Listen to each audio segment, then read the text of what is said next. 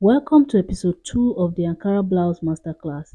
In this episode, I will show you step by step how to draft a bustier blouse pattern using your own body measurements.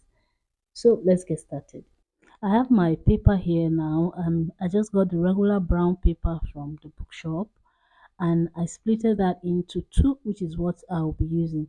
The width doesn't matter. I will take out the excess later on. I started by ruling a line at the top of the paper that will serve as our starting line.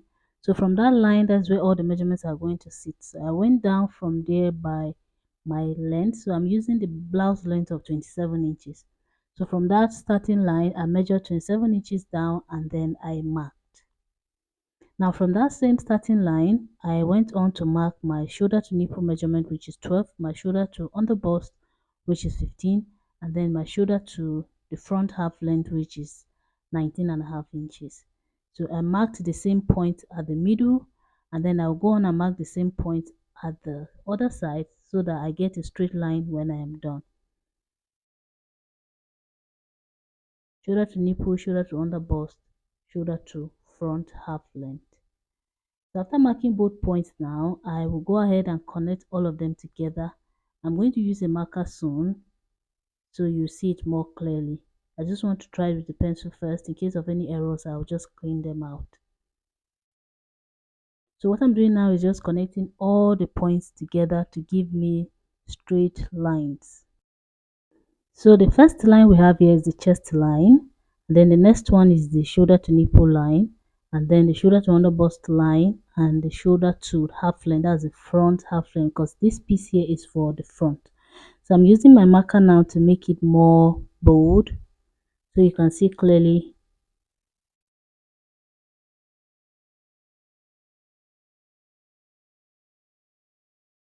And then the last line is our blouse length. So for some people to get the blouse length, they just measure from the half length to 5 inches from the half length down. So that's like your side waist to hip. If you want it to get to the hip, I want my blouse long, so I'm taking mine all the way to my hip line. So the chest line, how I got the chest line is by dividing my bust measurement by 6 and then adding 1.5 plus another 1 inch that I used to slant the shoulder. So all in all, I have 10 inches for my chest line. Here now I am marking my shoulder measurement divided by 2, which is 7.5 inches. So shoulder is 15 divided by 2 is 7.5. So I mark the same shoulder divided by 2 on the chest line and I am connecting as you can see. Next I am marking the neck width for the front, which is 3 inches, and then the neck depth, which is also 3 inches for the front. So I'm marking the same 3 inches on this side so I get like a perfect square.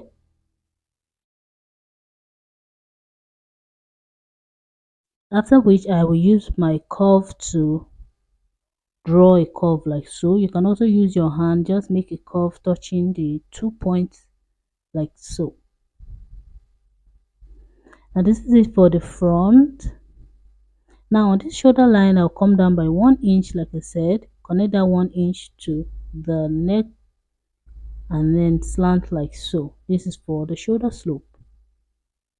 Then from there, I will get the midpoint of the armhole. Mine was 4.5, and then I came in by half inch. I'll connect back to that shoulder point like so. And then on the chest line, I will mark quarter of my bust measurement. My bust is 44 inches divided by 4 is 11, so I marked that. And then I will use my armhole curve now to connect the middle of the armhole to that bust point.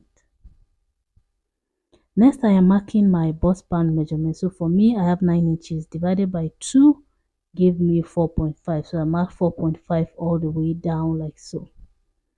Now on this line, on the down part, I came up by 2 inches. And then on the half length point, I came out by 0.75 on both sides. And then I am going to connect those in a slant like so to the lower part. And then on the upper part, I will connect it all the way to the bust point. Now you can use half inch on both sides if you are on the smaller side. If your bust is like 40, below 40, but anything above 40, I use 0.75. So on the half length line now, I am going to measure what I have on the dart, which is 1.5 inches. Then I divided my half length round by 4, and then I added extra 1.5, which is the dart, and then I marked.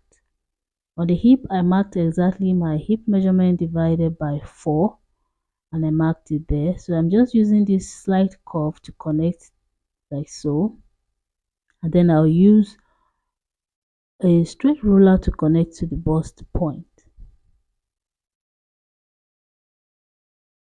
So this is the front basic bodies.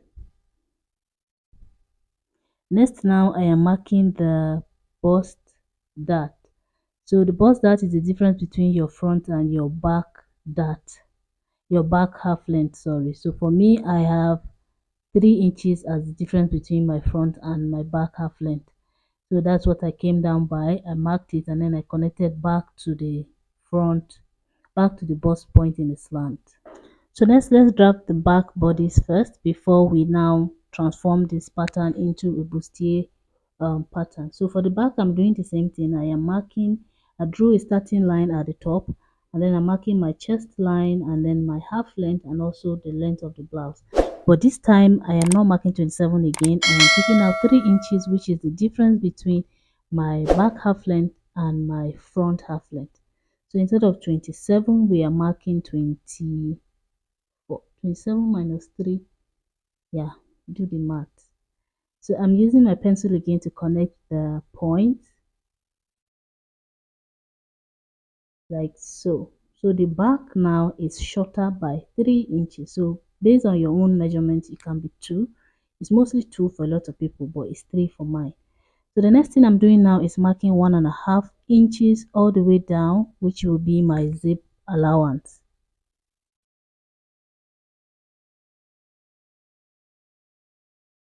So I'm connecting these points like so.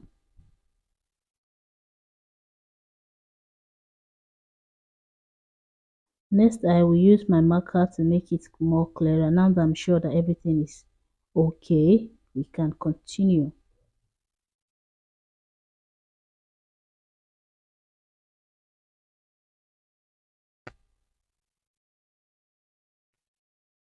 So that's the chest line, that's the half length, and that is the full blouse length, as you can see. Now on the zip line, all my measurements for this back piece are going to start from that zip line. So I'm marking my shoulder divided by 2 again, which is 7.5 at the shoulder line and also at the chest line. Now starting from the zip line again, I mark my neck width, which is 3 inches. It has to be the same with the front. And then the neck depth for the back, I marked 1 inch. So I connected the points in the rectangle like so, and then I'm using my curved ruler again to draw a curve like so. Next, on the armhole line, I will come down by 1 inch for the shoulder slant. I will connect it back to the neck depth, neck width, and then draw a line like so. Then I will get the midpoint of the armhole again, coming by half inch, same way we did for the front, and then connect. On from the zip line, I will mark quarter of my bust measurement, and then I will connect using my armhole curve. The rest of the armhole, I'll curve the rest of the armhole like so.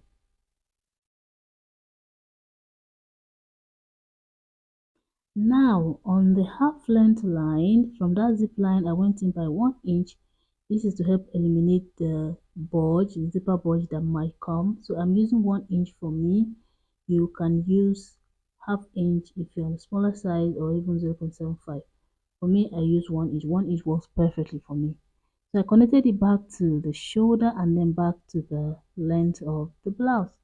I'm now going ahead to mark a new half length, a new zip allowance from that line. From that half length, I came out by another 1.5 and I connected back. So this is now our proper zip allowance. So from that zip allowance now, I now marked my bust band measurement, which is 4.5. So you can start from the other zip allowance, but I started from the new one, which is still fine. There's really no difference. I don't want my dart to be so close to the zip at the end of the day. So I connected the points like so. I marked it up and down so that my line is straight. Now I came up by 2 inches from the hem, and then just like the front I marked 0.75 on both sides, and then I'm connecting it to the chest line like so. So the back dart went all the way to the chest line, while the front dart went all the way to the bust point.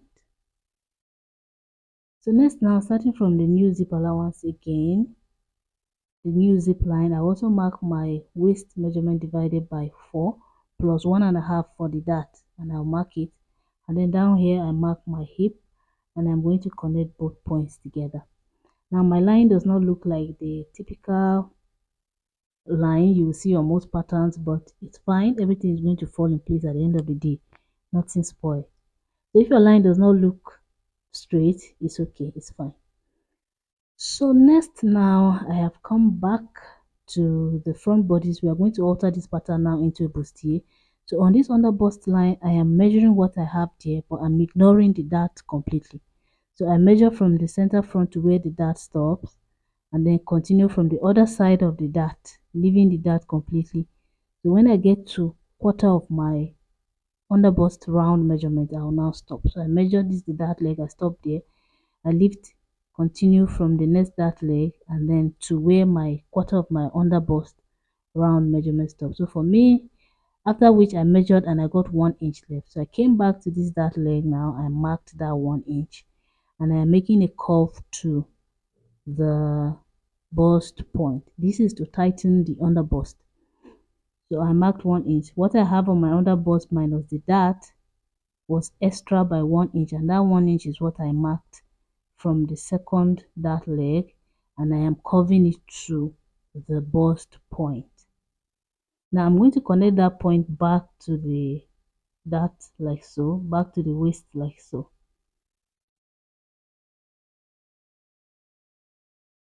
So next, now from the shoulder I came down by 7 inches. That is going to be my neck depth for the bustier, and I marked it on the other side also, and I connected like so. Now on the shoulder part, I am going to get the middle like this. Just fold my tape into 2 to get the midpoint, and then I'll connect that midpoint there now to the bust point.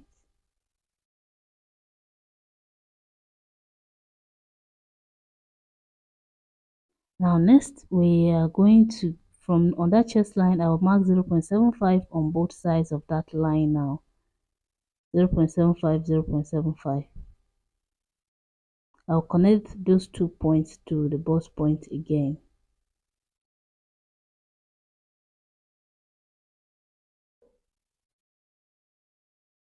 Now I'm just going to go ahead and measure that point. Sometimes it's short when you're trying to sew, so I'm measuring from the bust point to that point to the chest line to see if I have any shortages, which I did, and I added just very little, so I don't have any shortages sewing.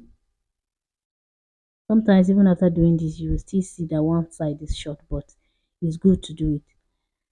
So now I have added the extra. The next thing, I'm marking my neck width for the front. So for me, I always use my shoulder measurement divided by 2 minus 2. So for me now, I have 5.5. So I'm measuring that 5.5 inches, but I'm not including the dart in my measurement, so I'm jumping it.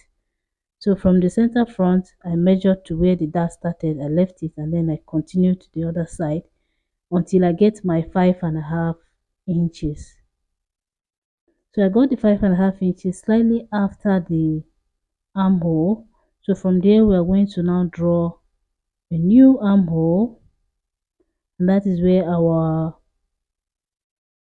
neck is going to stop. Our neck width is going to stop.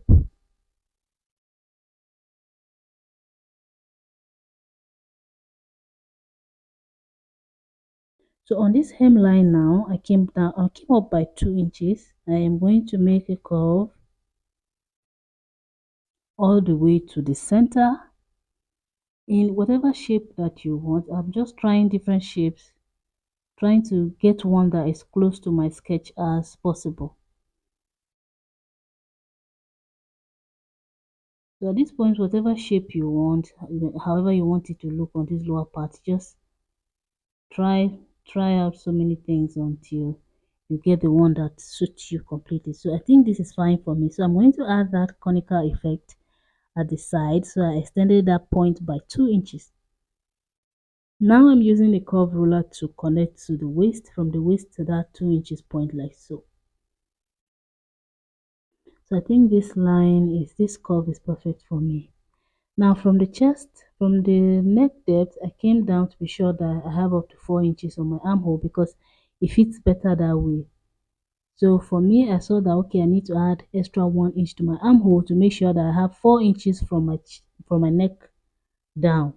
So I added that 1 inch down, and then I went ahead to curve a new armhole all the way to that 1 inch. So back to the back now, we're going to do the same thing. I marked 7 inches for my neck depth, and then I connected into a straight line like so. And then on the shoulder, I also got the middle, just like I did for the front. And then I made a mark like that. I will connect that point to the chest point like so. Now I am going to take out 1/4 of an inch on both sides of that line just to tighten the back a bit so it doesn't gape by the time that we are done. So I'll connect that 1/4 inch back to that leg, just blend it in however it fits. So I'll connect it like so. So the same thing, we need 5.5 for our neck depth for the front, for the back also. But for the back, I decided to make it in a slant. I didn't want just a straight neck depth like that. I just made it in a slant. So for this front, I did the same thing. I got 5 inches before the first dart leg, and then I marked the remaining half after the second dart leg. And I also added extra 1 inch for my armhole, so I have 4 inches from my neck depth down. Now for the back also, I'm going to come up by 2 inches from the hem. I will try and mimic the curve to the front as possible, and then I will also extend it by 2 inches to get that conical effect, and I will use my curve also to connect the waist to that point. So after that, we are back to the front piece now. So I'm slanting open the shoulder so that we can close the bust dart. So lift the bust dart and place it on the bust point like so. I'll use my tape now to hold it in place, then we can proceed. So after folding the bust dart in, you can see that my line is no longer straight, so I have to replace whatever is there, connect it so that it's back to being straight and there's no shortage. So after that, I've gone ahead to cut out the neckline starting like so, and then I also make sure to label so that I don't mix things up when I am done. Getting to this armhole now, I went ahead to cut. At this point, I could not remember which of the lines was my actual 5.5 inches point, so I had to measure. But even after measuring, I still went ahead to cut on the wrong one. But not to worry, I replaced it when I was cutting it on the fabric. So I'm going ahead to cut the sides like so.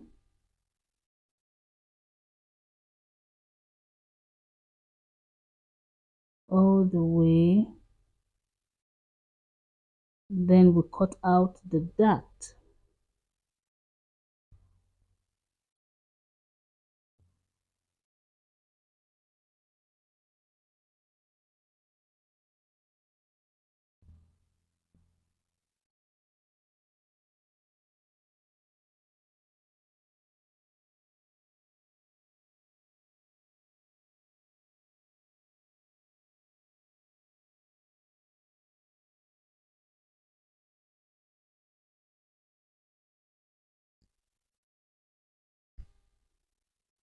So after cutting, I see that the bust point is kind of pointy. So I'm going to use my curve ruler now to blend it out so that I don't have pointy breast at the end of the day. So just blend it in and then go ahead and trim it out just a little.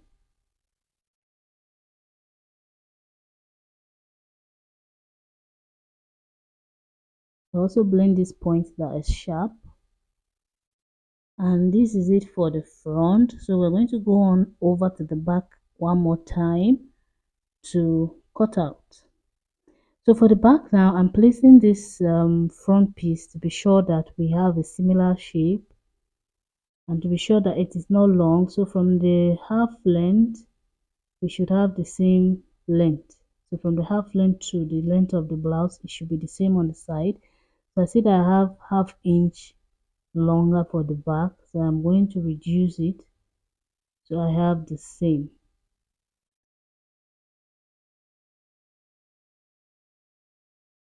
For the curve, they are going to fit better by the time I hold the back dart and everything. They will both blend in the same way.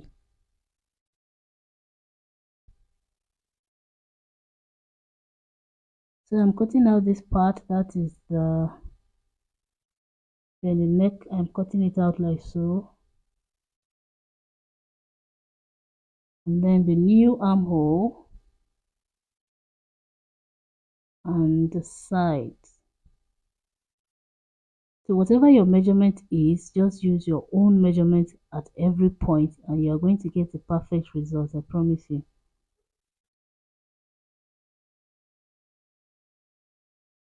So I'm labeling the back also because you can be confused sometimes, but although my own looks different, so it's easy to tell, but always label your patterns so you don't mix things up, because any slight mistake, confusion will enter.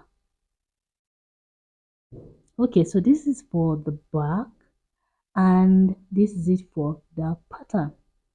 So in the next episode now, I am going to show you how to transfer this to fabric, the allowances to add, and also how to pad the bust area properly.